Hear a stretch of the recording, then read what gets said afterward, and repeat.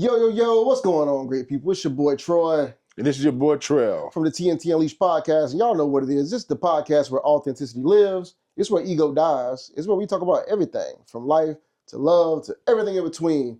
You might laugh, you might cry, but we hope you leave what? Unleashed. Trell, what up, brother? What's the business? What is the business, man? Hey, man, there's a lot going on, man. It's a lot going on. This I got to get into first. Talk to me. All right, so we decided in 2025 that we had one word for the year. The word was better. That's a fact, Jack. So what I want to do is check in with you, my brother, and see, how have you been better this year? I've been better at prioritizing myself, health, mentally and physically, being a better parent, a better friend, a better son, a better worker at work. You know tapped in. All I know is that I've got to be disciplined. It goes back into just being a very disciplined person and also reducing the stuff I should stop doing. There you go. Yeah, but to surmise it, I'm doing good. I love it. I'm doing good with it. What about you? Love that for you, bro. I appreciate it. Because I feel the same way. Yeah. I mean, it's been essentially about a month and a half, right? Yeah. Into 2025, and I just feel better. Yeah. I feel better in multiple ways. I feel better. My health is better. I've been working out consistently. You know, I've been getting rid of some of the vices that I had in 2025, doing less of that, right? But really spending time with myself, waking up earlier so that I can get my day started on a positive note. Been drinking my tea in the morning. People on social media probably see me put today's tea every day. Right. You know what I mean? I've been getting my tea in, reading my quotes, just feeding myself good energy, man. Yeah. Even good energy with the people that I'm around. You know, one thing I've learned about the better movement that we're doing is that it takes a village. It does, bro. It takes a village. It really, really, really does. The GT table. Yeah. Turn to it like Everybody watching us like MF cable. You know what I mean? The Golden Table has been a great support system. This last month and a half or so has taught me or reminded me how important a village is. It's been beautiful, man. Those check-ins, those texts and stuff you be sending. Yep. It goes a long way because you feel motivated, but at the same time you already know Troy gonna ask like, what are your small wins? Yeah, what's your small win for the day? You know what I'm saying? Yeah. And I think breaking the goals down into like incremental, manageable goals is the key to it. So I'm thankful. It's been good. I want to explain to the people that's new watching us what GT is. GT is the Golden Table. That's our friend group that we have established here up in Charlotte, North Carolina, where we just we have a good time together, but we hold each other accountable. We do a lot of healing. We do a lot of fun having. A lot of this, you'll learn more about it during season 3, but just know Golden Table is a thing. Yeah, it's the dopest space on earth. Really. It is. It's a big thing. So I'm glad to hear you better. I'm glad to hear I'm better. I hope people watching are being better this year. Because this is around that time where people stop. Yeah. Right? That month and a half, you know, you got all motivated. Then you stop being better. You go back to all the things you used to be doing. That's a fact, Jack. The goal now is to just continue to be better, bro. Yeah, we just got to be consistent. Just do it every single day. That's it. So we just had a big weekend. Big weekend for you. I know. Tell me about it. Tell me about it. Let's talk about it. Let's talk about it. Very, very big weekend. Why is that? Because Trell Unleashed is a lifelong Eagles fan. Oh, God. Here we go. So a lifelong Eagles fan, man. So this is why you got this green jacket on? It's a big reason. Is this why your hat got an eagle on it? Or is that an eagle? It's an eagle. What does it say on the hat? It's killer. Yeah, because we killed Kansas City. Can you dig it? First of all, Troy Unleashed threw a Super Bowl party with like 50 people. It was live. It was a Can you vibe. understand me? But I had the most fun because I'm a Philly fan. Now, what do you think about the Super Bowl? Before I get on my soapbox, what do you think? All I can say is Jalen Hurts. Jalen Hurts? I've been a Jalen Hurts fan since he got benched at Alabama. Yeah. And then came back in and won that game. Yeah. I've been pulling for that man ever since. Yeah. I'm not a huge pro football fan like that, but I pulled for Jalen Hurts, and I could not wait till he got that win because I wanted him to get it year before. Was it year before or 2 years ago? 2 years ago. 2 years ago when he outplayed Mahomes and still lost. I was like, man, he got to get him one. But I was not expecting it to be a blowout. You know what? Me neither. You didn't? I thought you were going to say I was expecting. I didn't think that the Phillies going to just whip their ass like that. It looked like JV versus varsity. It was bad, man. It was bad. It was. What was your favorite part? I'm gonna tell you, there's several favorite parts. So number one, there's only been 6 teams in the whole entire history of the NFL in the Super Bowl, right? That went through the whole game without blitzing the quarterback. Okay. And all 6 teams have won the game. Really? And Philly sacked Mahomes 6 times and had him under duress with 4 dudes. 4 dudes. I was like, wow. I'm talking about, it looked like it was 11. Yeah. But it was 4 dudes. It was just crashing in on them every time. So that's incredible. Yeah. You know, at the end, at halftime, do you know how many offensive yards Kansas City Chiefs had? How many? Less than 10. Seriously? Yeah. Sheesh. That was a good old ass. I'm talking about less than 10. That's crazy, man. And then thirdly, the future. So we've got 2 really good rookies that started the entire season. So in the NFL, the defensive backs, it's really hard to come into the league and start every single game. Okay. One of them's name is Cooper DeJean. Okay. A young cat. I think he played for Iowa or something like that with his pick 6 on his birthday. I did see that. But I was like, okay. He and the other guy that plays on the edge are the future. So, and also I'm looking at number 98, our best defensive player from right here in Charlotte. Carter, yeah. Yeah. So our future is solid, man. I got a question. Talk to me. Who was the white boy running the ball back? Remember on the punt returns? I don't think I ever seen a white punt returner. Well, that is Cooper DeJean. Oh, that's him. He's I didn't know he was returning the punts too. But he is one of very few white defensive backs to play in the NFL. Okay. But he is nasty. You understand me? He was good. Number 33, nasty. He was good. He's been good all season. He's a baller. You know what? I'm gonna give you your flowers because you've been talking about this all year. Yeah. And then shout out to Chris B too. Chris B was there at the game. Chris B was y'all two were like 2 kids in the candy store. That's a fact. I was like, look at this. Look at these 2. That's a fact. At the Super Bowl party, just grinning and shit. I'm gonna tell you this is what me and Chris B was. You got one quiet kid, one talkative kid. Yeah. But they friends. You know what you think about the halftime show though? Let's talk about that right now. Let's talk about it. So as a Drake fan. You know what? Yeah. Old Drake. Okay, as an old Drake fan. As an old Drake fan. Were you in your feelings when Kendrick came in completely dominated this halftime performance? What did you think about it? I was not in my feelings, number 1. Okay. All right. I'm glad you weren't. But number 2. Yeah.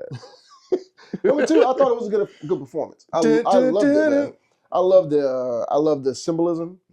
I love the messaging. Yeah. I love the all blackness. You know what I mean? I loved Samuel L. Jackson. I love when SZA came out. You know what I mean? I thought it was well done. Yeah. You know, I'm not like a huge Kendrick fan. But I enjoyed it. I enjoyed it, man. Drake took an L though. Yeah, that's a fact. Drake took an L. Yeah, that's a fact, Jack. Drake took an L. I'll tell you like this, man. If you want to dance and party, listen to Drake. Yeah. If you want to think, listen to Kendrick. So it doesn't have to be it's not like an apples to apples conversation for me anyway. That's a fact. But Kendrick's also the best performing rap artist there is right now. I got you. In terms of performance. Yeah. You feel what I'm saying? Yeah. You can like somebody else's lyrics or vibe better with another rapper, but I've seen Kendrick Lamar have a that performance where he had dudes on fire climbing up a wall. It's crazy. On an award show. So I was just thankful to see it. I think it was dope. I think it was thoughtful. And I think that it was a great representation, man. It's a lot of banter going on, though. Yeah, I don't like all this hate going on. There's a lot of hate going on about What's the hate you hearing about the most? There's a couple things, right? So the first thing I'm hearing is people are like, it was boring. They're like, oh, it was boring. You know, I wish I would have seen someone else, that kind of thing. Then you got the other side that's saying, well, you just missed the message. So it's kind of like this headbutt on that piece. That's what I hear the most on the net. What you been hearing? I've been hearing all that, but I've been hearing trash talking about his performance. I've been hearing trash talk about Serena Williams. I've been hearing trash talk about, you know what I'm saying, everything. But here's my message to everyone listening. Okay. It's easy to get paid off hate right now. That's a fact, Jack. It's easy to get paid off hate. Yeah. We got to normalize getting paid off love. Yeah. Supporting each other, man. You know, you got people talking about Serena Williams' walk. Yeah. The walk she was doing. A crit walk. And they talking about that if her husband was mad because of this at Drake and this, that, and third. But here's what I got to say about that, man. Mm-hmm. Serena Williams is a legend. Absolutely, she is. The greatest female tennis player on the earth. Mm-hmm. One thing I know, I can deduce from that is she ain't down. No, not at all. Her husband is one of the founders of Reddit. Exactly. Big bag. One thing I can deduce from that is that he's not done. Facts. So that means the likelihood of her doing it as a jab at Drake is 0%. The more logical reason she's doing it is because she's from Compton. Yeah. And I don't have time for the rest, Holmes. It's ridiculous. I don't have time the for it. rhetoric is ridiculous. You think her husband didn't know she was going on stage to do that? Hey, first of all, you got to also think about somebody recovering from, having children and things like that. She's back into like tennis playing shape. Yeah. Out there fly at the Super Bowl. Yep. Supporting somebody from her city. That's it. It's just a big city. You know what I'm saying? Whereas, what if there was somebody as big as Serena Williams and Kendrick Lamar from where we from? I know. It's impossible not for us not to do the Super Bowl together. That's a fact. You know what I'm saying? That's a fact. they legends in their cities. You gotta go with it, man. Yeah. So all y'all stop hating out there, man. Yeah, stop all that hate, man. What's your unleashed thought for the day? Unleashed thought. I got a big unleashed thought today. Let's hear it. Let me set the stage. Set the stage. I got to know. So my wife planned a little Valentine's Day getaway for us early in the week, right? So it's this weekend, but she planned it early in the week. So we went to a tree house up here in Charlotte, North Carolina. Now, first thing is, I allowed her to do the blindfold thing. Oh Lord! Right? You let her put a blindfold on you? You know how hard that was. So I said, she asked me, she texted me, she said, just go with my flow, do what I asked you to do, and don't question me, which that's hard for me. That's right. So I let go of control. I tried to do the husband thing, and I did my inner work, and I did my breathing exercises, and I said, okay, I'm gonna let her just take control. Yeah. All right. So I got the blindfold on, right? So we driving. I can tell we on like some cobblestone or something like that. We going in the woods somewhere. I can't see because I got the blindfold on. Next thing you know, my senses are heightened because I got a blindfold on, so I'm listening to everything. What's going on? And I heard Karen. Oh Lord! I had a Karen encounter. That's bad. I heard Karen cussing. Where you going? What you doing? Blah blah blah. Beep beep beep beep beep. Yeah, you can't see. I take the blindfold off. I'm ready to fight now. Now something got to happen because you cussing out my wife. Right. So apparently my wife had made like a turn to the left, where she should have went right because it was kind of in the woods, right? And it was on these people property. Yeah. So she started cussing. I take my blindfold off. My wife had the window rolled down. I started cussing. Right. I'm not a mean person, but you mess with my wife, it's gonna be a problem. Right. So I get to cussing back. Her husband's outside. She cussing, but you can tell he's used to her being an asshole. So she's just crazy. Yeah, she crazy is what it is. So he tells her, go in the house. And she steady yapping. And she goes in the house. And then my wife and him work it out. She's like, we're just trying to get to this tree house, blah, blah, blah. He was nice enough to give us directions on how to get back there. And it was squash. But for a moment, my nervous system was messed up. Yeah. I was in fight or flight. It was like, all right, you cussing. In my mind, that's fighting words right there, ain't it? Yeah, that's fight. But also, man, how close was the Datgum treehouse from their property? It was literally less than a minute. So they used to it. They used to somebody making it wrong. And just mad. I don't know if she's having a bad day. Or whatever it was, but she was cussing, and I don't appreciate her cussing at my wife. So basically, what I'm hearing from you is your wife put a blindfold on you and took you to a Klan rally. Yes, she did. Yes. Happy Valentine's Day, cuz. Karen from the Klan. That's exactly what it was. It was Karen from the Klan. Okay. That's fantastic. It was tough, man. I'll tell you one of the things it was a real vulnerable moment for me though, because I didn't have my weapon. Yeah. You know what I mean? I'm on their property, in the sticks in the woods somewhere, with a woman cussing, her husband right there. I was going to slap him just to get back at her. Yeah. Right? But I didn't have my weapon, so I was like, let me think this through. But luckily it worked out. Everything calmed down, and it was cool. It's a blessing you didn't have your weapon, because they've been hunting since they was 2. I already know. They probably got about 75. Billy, go get my shotgun. Yeah, they've been waiting for this moment. Yeah. It's probably what he was waiting on. All this, I've been waiting on this moment. all my life. They've been waiting. So that was my unleashed thought, man. It was nerve-wracking, but we had a great time. Yeah. We had a great time. The treehouse was dope. I'd go back. Yeah, that's a dope unleashed thought. I had an unleashed thought I was going to share, but I'm just going to segue right into what you're talking about. Okay, go ahead. I'm going to start a non-profit. Okay. In 2025. Tell me, I gotta hear about this. To figure out how to like socially, legally, and figure out some kind of loophole where people can get their ass whooped. You know what? You know what I'm saying? Like I feel like people should fight. Yeah. And get their ass whooped sometimes. Somebody needs that means ass whooped. You can't whoop Karen ass. But what if I go find me like a really prime other Karen? And just set up like a match for them to fight they hate out. You know, all this cerebral hate and this lip wrestling, you know what I'm saying? That's what Pimp C used to say. All this lip wrestling, I'm tired of it. I'm with you, bro. I want to go and find people that are equals, so that way I'm not in trouble, and just somebody get their ass whooped. I feel like there's people in this world, all across the world, that need their ass whooped. Karen need her ass whooped. You know what I'm saying? There's just so many people. It's a couple YNs here, they butt whoop too. Yeah. You know what I mean? They need a thrashing. What you gonna call it? I'm gonna call it ass whoopings for the world. AWF for the world. TW. Yeah. We'll do it. People need their ass whooped, man. I agree, bro. I think that I would invest. I think that would help us all become a little bit better as a country, as a community. And when people do stupid shit, you can just at least just get your ass whooped.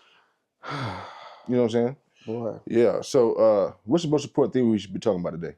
You know, I think we should talk about lately, we've been talking a lot about parenting, right?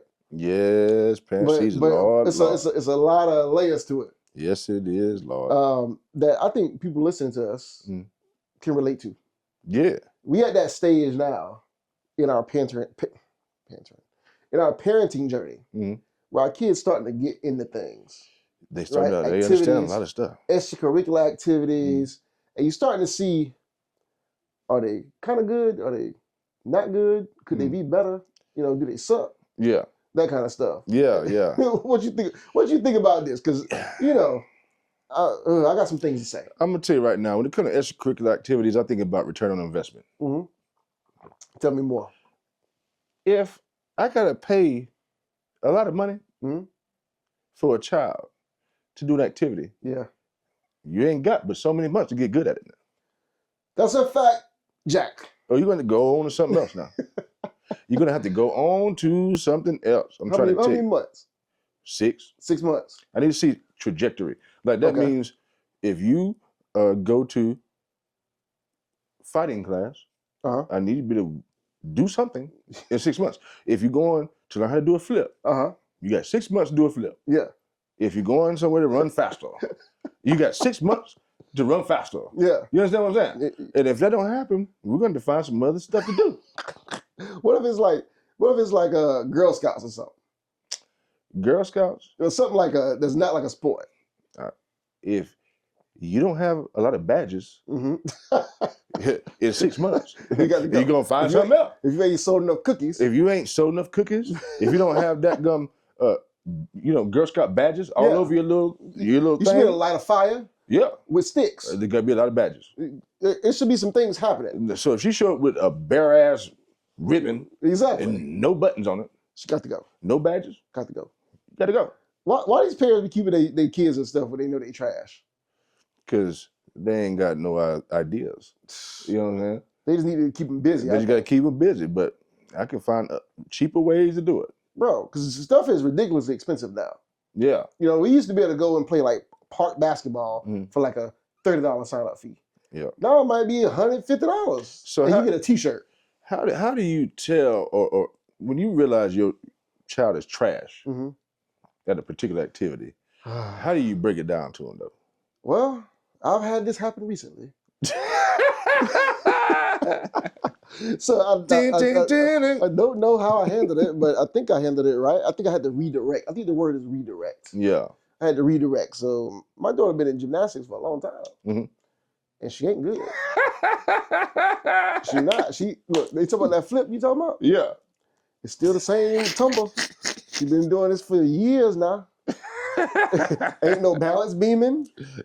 Ain't no back tucks. ain't no front tucks going on. Ain't no dancing where they point and then ain't none of that going on. No. So finally I said, you know what, baby? I said we should maybe reconsider. We should consider doing something different to get you a new experience. Yeah. Right? Now she don't like that because it's social hour for her. Yeah. You know what I mean? Her friends and here go the kicker. Them friends ain't getting no better either. The friends ain't getting no better at the gymnastics neither. Yeah. So I had to redirect and got her into tennis. Yeah. And she's actually pretty good. I've seen more advancement in 3 months of tennis than I saw in 3 years of gymnastics. So when she'd be like, Daddy, watch this, and do the same thing. The same thing. She been doing the same handstand for 2 years. The same handstand, y'all. Tell me if y'all got kids. I'm talking to the audience right now. Tell me if you got kids who have been in a sport or been in an activity and they haven't gotten any better, and it's been 6 months or more. What do you do in that situation? Redirect. Yeah. So she taking a liking to tennis. Yeah, she liked the tennis. So there's a spark. Yeah. But what kind of spark has it given you to see her take an interest in something athletic? Because you grew up playing sports. Yeah. You have that dream to have that kid that's just excellent at. I have a dream today. Things that you're not excellent at or didn't become excellent in, living vicariously through them. Do you have any vicariousness, or is that awakening something in your spirit? Yeah, it feels good, actually. I ain't gonna lie, low key, I'm like, yes. I get more excited about tennis practice than she do. I'd be like, you ready to go play tennis? Right. On the weekends when she ain't got practice, you want to go to the tennis court? Let's go. Because guess what? She also, she hasn't, what's the word I'm looking for? She hasn't made excuses to not go. Right. Which to me is a good thing for a kid. They start making excuses like, I don't want to go, I don't want to show up. She gets excited about going, which makes me excited. And I also know she ain't going to play basketball, so I had to do something. Right. I wanted to play basketball. I thought she was going to be the next Maya Moore or somebody like that. I thought she was going to be on the USC girls basketball team.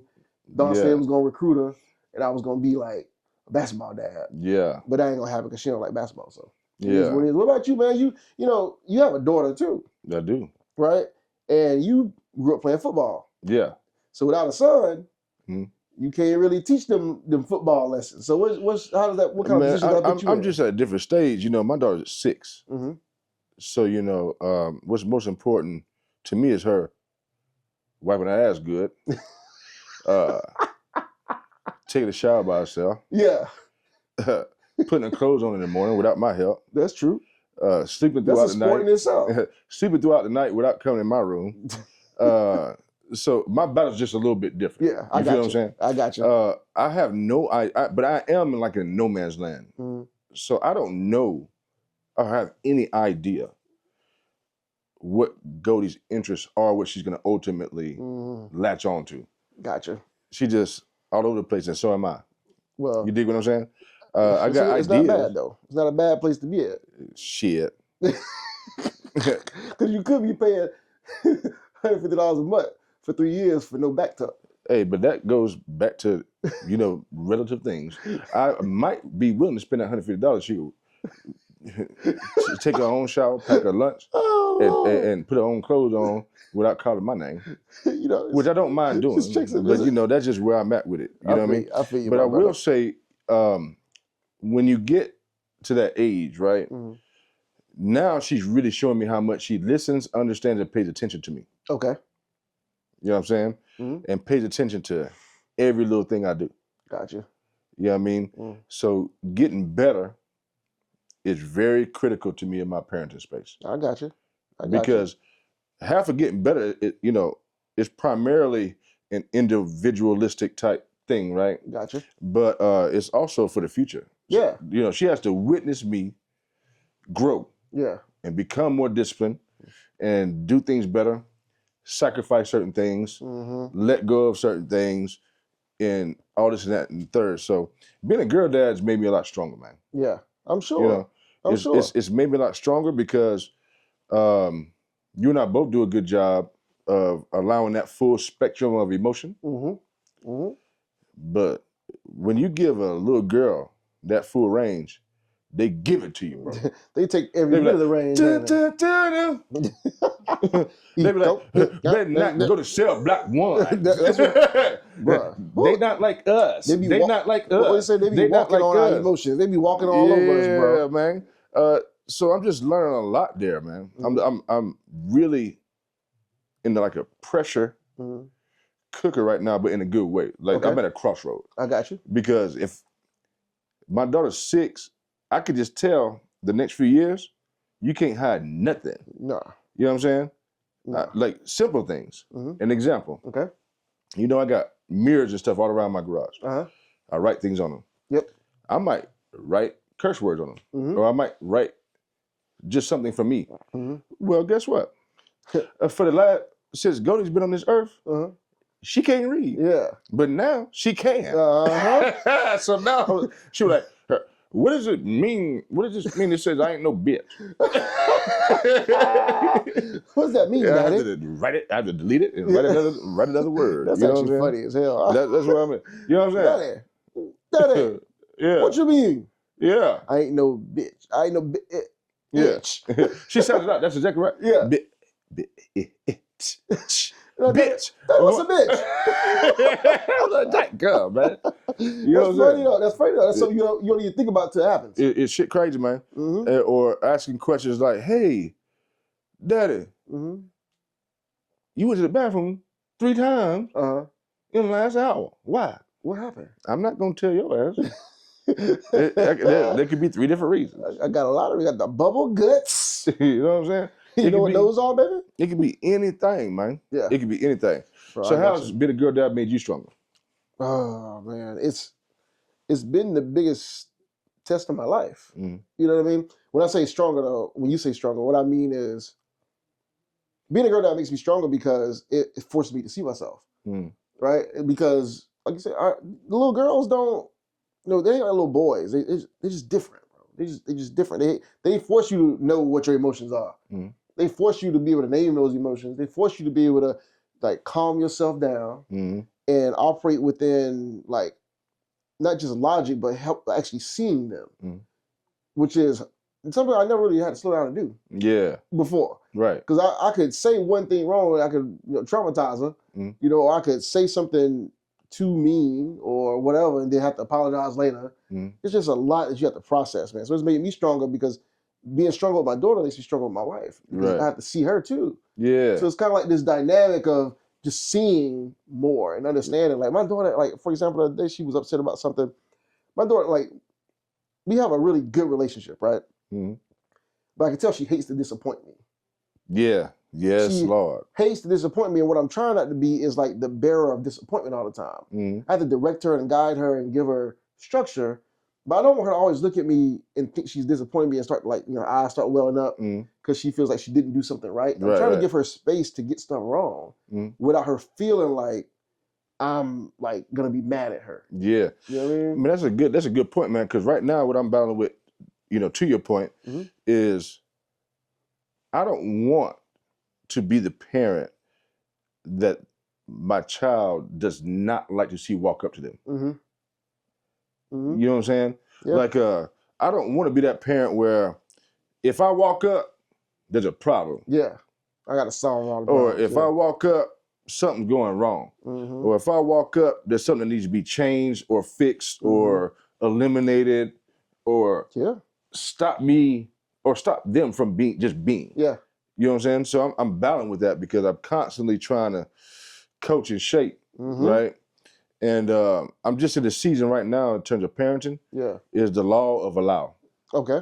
Tell me more. A universal law of allow is I believe that I've got to allow people to have their own life experiences around me because it's theirs. But a lot of parents convince themselves that their child's experience is the same as a parent's, or there's like a, you could control it, you could manipulate it, you could influence it, you could do that. It takes a lot of work to allow a child to have their own life experience. Exactly. We're talking about life. Yeah. But a lot of times as parents, man, we can't see the forest for the trees because we're thinking about future. Yeah. We're thinking about past. We're thinking about trauma. We're thinking about compensation or compensating for something. Yeah. Or whatever it may be. And the law of allow is the hardest thing for me as a parent because I've got to allow her to get her feelings hurt and learn how to recover. Yeah. I got to allow for her to get hurt a little bit, you know what I mean? And come and talk to me about it. I've got to allow for her to have a life experience and learn what to do next instead of trying to prevent it. That's a fact. That's where I'm at with it. You just said a mouthful, right? I think about this weekend. Kinsley had a lot of her friends over, right?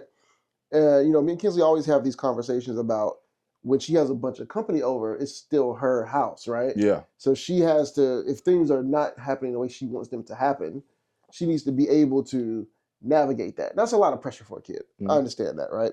But I want her to feel confident in that, hey, this is my space. But I also battle with, I don't want her to always feel like she's in trouble if someone doesn't listen. So prime example, she was having an experience where someone was doing something with her toy or whatever it was that she didn't want them to do.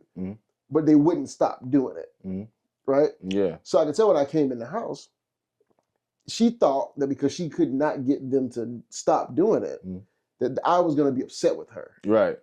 And I had to check myself, number one, right? Because that wasn't the goal at all. But the fact that she felt that, because I could tell, I always tell when she's like, her eyes start welling up, like she thinks she's in trouble. And I'm like, you're not in trouble. I said, but there are going to be times where people don't do what you want them to do.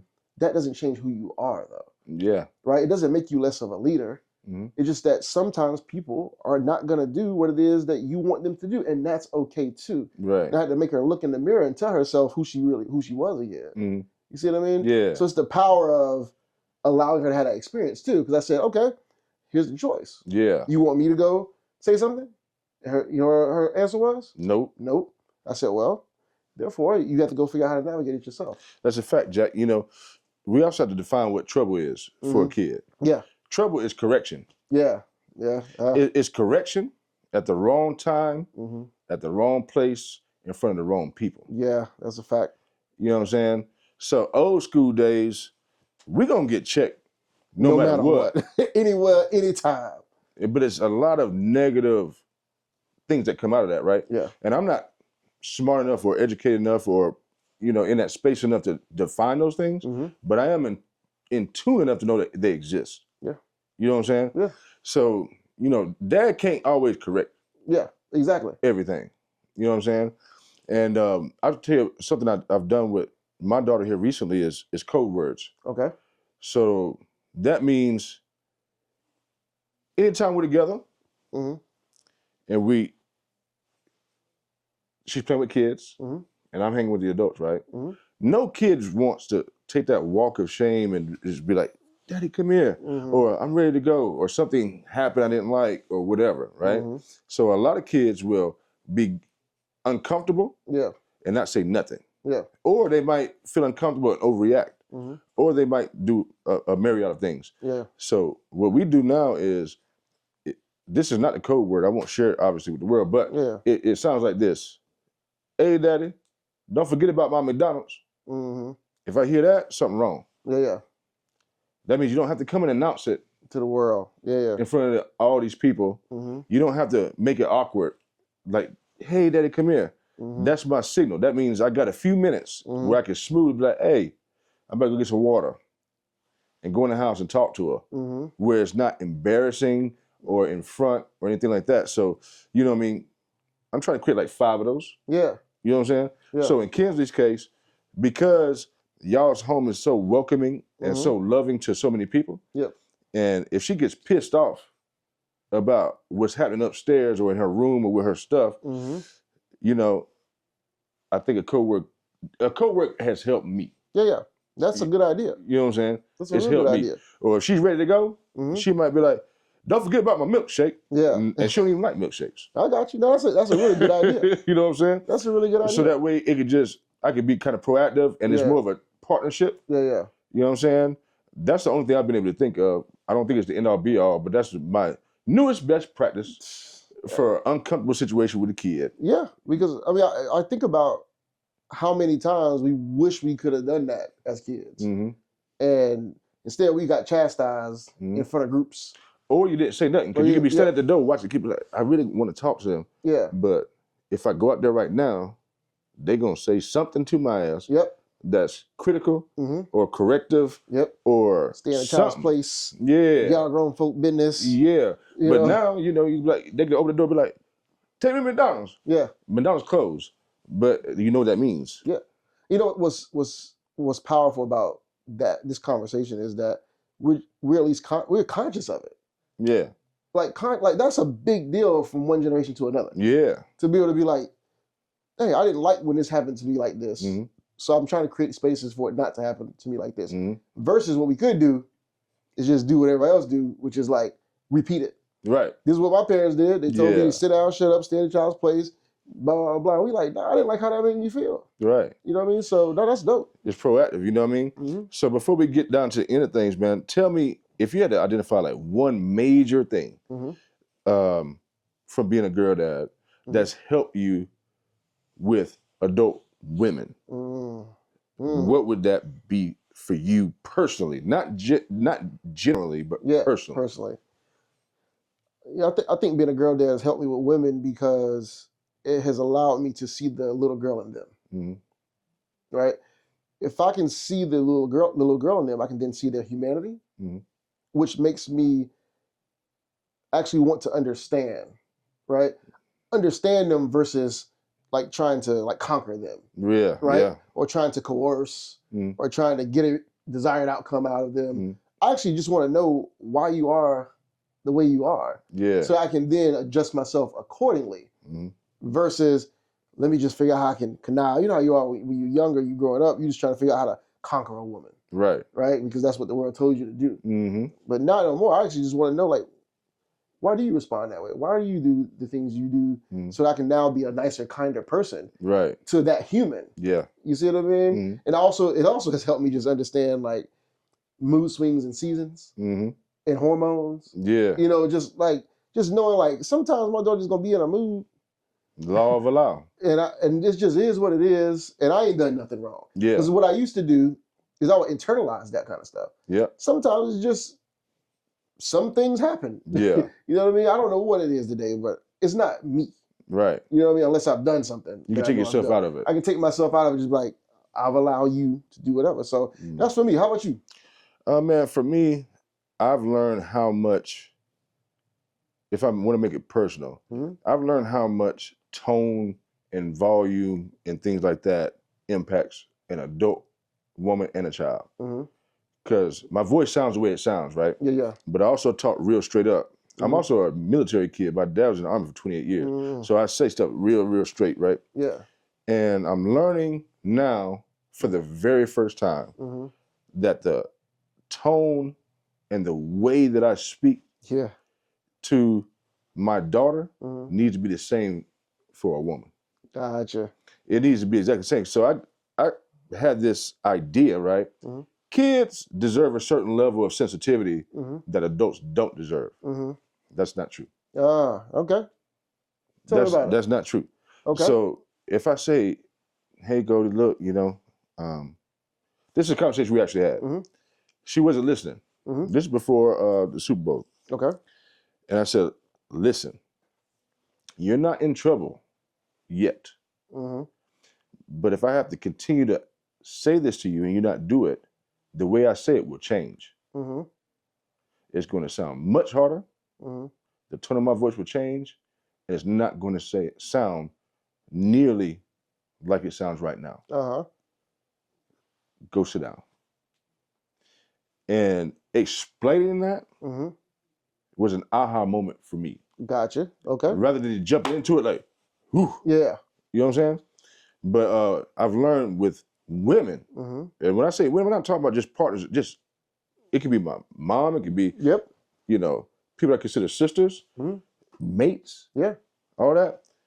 If I'm really frustrated trying to make a point, man, I've got to use the same type of technique with a grown woman as I do a little girl in terms of how I speak. Yeah.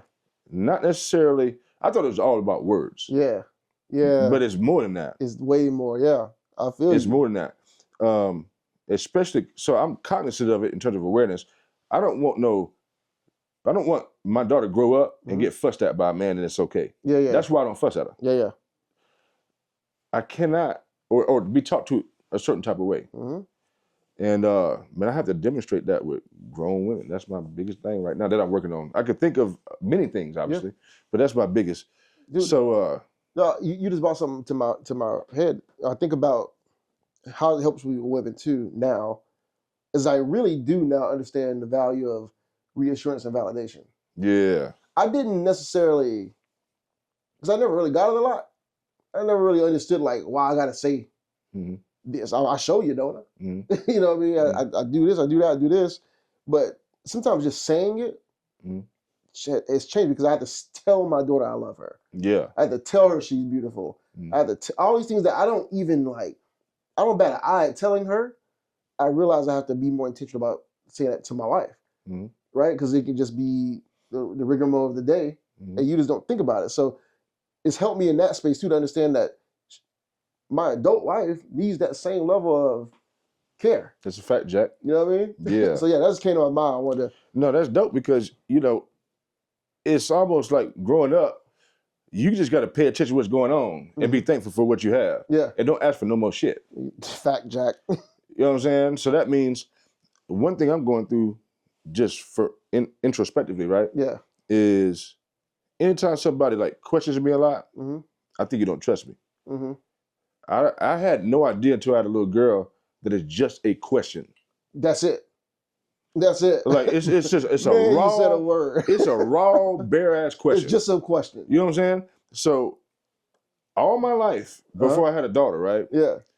It's if I'm in a relationship with a woman and they question me, you are actually questioning me. Exactly. Or questioning what I'm doing or not doing, or questioning me in some kind of way, and it's offensive instantly because you can't question your parent of that previous generation, right? It's just a part of the community, right? I am trying my hardest, Troy, to really internalize the fact that it's just a question. That's it. I have to talk to myself. Yeah. You know what I'm saying? This is TNT Unleashed. Yeah. We talk about real stuff. Yeah, you feel absolutely. what I'm saying? I struggle with that. Yeah. I struggle when somebody's questioning me or just asking me a question. Yeah. I also struggle when somebody wants something from me or trying to control me. I struggle with that real bad. Yeah. You understand? You feel like you're being manipulated? Yeah, but I'm learning all that from a little girl that's 6 years old. Yeah, absolutely. That means my daughter never asked me a question to question me a day in her life. No. It's a raw ass question. Like, what color the sky? That's it. It's training. It's like, why you ask me that? Yeah. Or, just, things like that. Bro. Is really where it's at for me, like being questioned. Or when she wants something from me, whether it be attention or want me to do something, I know now that that's a need from her and not an attack on me. It doesn't mean you're not doing something right. Yeah. It don't mean she's trying to control me or mess with me or nothing. Yeah. But it's she just wants something from you. It's okay. Rewind my brain and deconstructed that pre-existing thought process. I'm telling you right now, I'm telling everybody that's listening, that's hard. And I haven't perfected it yet, but I'll keep everybody in tune with how it goes. Better. Yeah, better. Just being a little bit better. That's a fact, Jack. That's all you're working towards. That's a fact, Jack. Being a little bit better. This has been a good conversation, man. Yeah, let's go ahead and get out with it. Man, look. All I know, say Drake. They don't like us. They don't like us. They don't like us. Drake dropping another project. So Drake say he coming back. He coming back, baby. Look, I'm listening. I hear. Y'all hear that? Yeah. That's a what that is. The thing, what's it? The kettle. Yeah. My wife got the kettle going for the tea. I want to give me some tea. You know what I'm saying? I want my tea.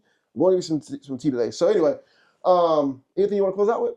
No, let's get it. Let's get it. Let's just close it out. All right. Well, this has been your boy Troy. This is your boy Trail. For the TNT Unleashed podcast. This is the podcast where authenticity lives. It's where ego dies. It's where you talk about everything. Life, love, relationships, everything in between. They might laugh. They might cry. But we hope you leave what? Unleashed. And go follow us. Yeah, do that too. Follow. Everywhere. Peace. Shout out to the Eagles. Fuck the Eagles. Cheers. Cheers, brother.